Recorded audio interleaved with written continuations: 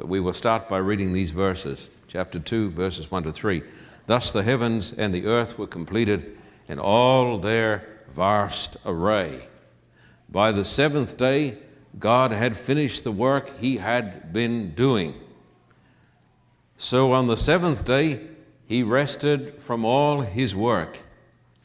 And God blessed the seventh day and made it holy, because on it he rested from all the work of creating that he had done. Two very wonderful things happened at the end of creation week. God made man, then God made woman. So God made marriage, and then God made the Sabbath.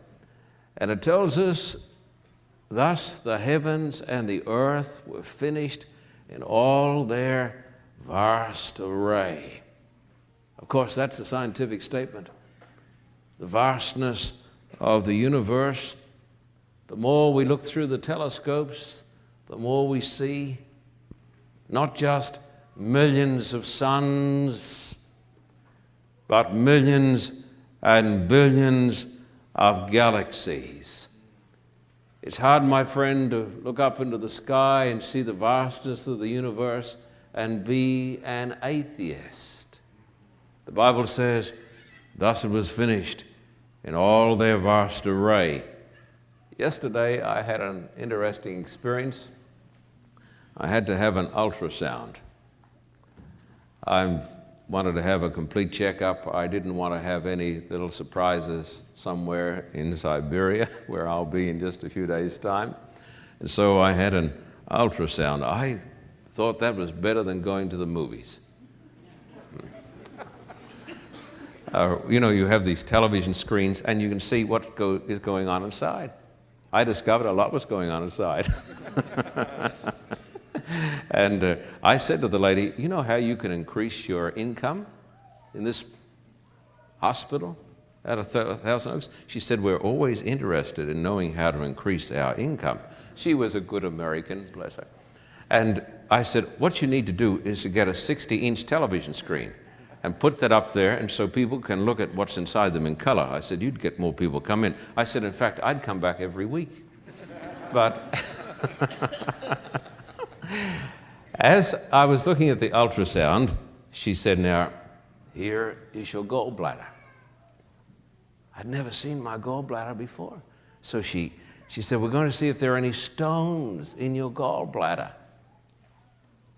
She said, lie on your side because sometimes they slip down.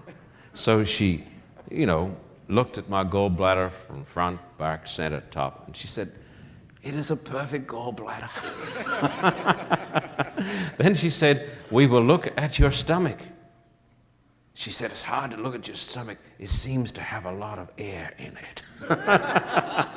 I hadn't been eating. I couldn't eat for a long time before this, so just understand, there was a reason it was like that. Then she said, we'll look at your kidneys. You finding this interesting, doctor? We have a doctor sitting here whom I married recently. I married her to a husband. Just wanting you to know, Beverly, what's going on here.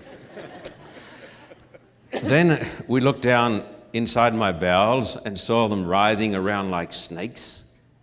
Because they're moving all the time, pumping, moving, working away. That's why sometimes you think you got butterflies in your stomachs. I saw a cartoon once where a man was opened up by a doctor and all these butterflies were coming out. And the doctor said he was right. So I saw all of this, and I was talking to the lady because I'd like to talk about these things. And I said, how do you think all this happened? She said, what do you mean? I said, the kidneys and the gallbladder and the stomach and the heart. And she also, oh, I'm sorry, I saw my pancreas too.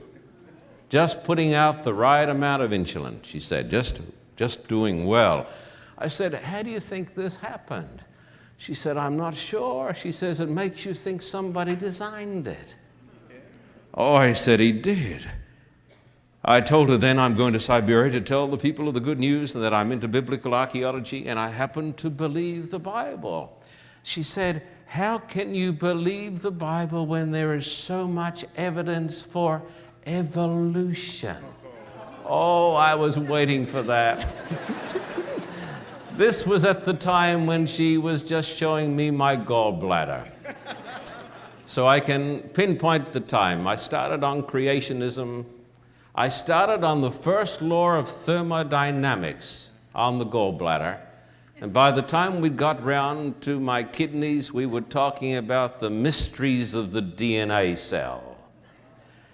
And I told her what the first law of thermodynamics was, the first and the second law, and how the second law says everything moves towards decay, disorganization, which is the very opposite of the idea of evolution. And then I told her about the probability of life just starting by itself. And I told her how we had the tiger came to control the audience. I said we have a rather restless audience at the Community Adventist Fellowship, so we had a tiger along. I didn't really tell her that. But I told her the figure, the number is larger than the electrons in the universe. And there's not enough time, not enough matter for evolution to happen.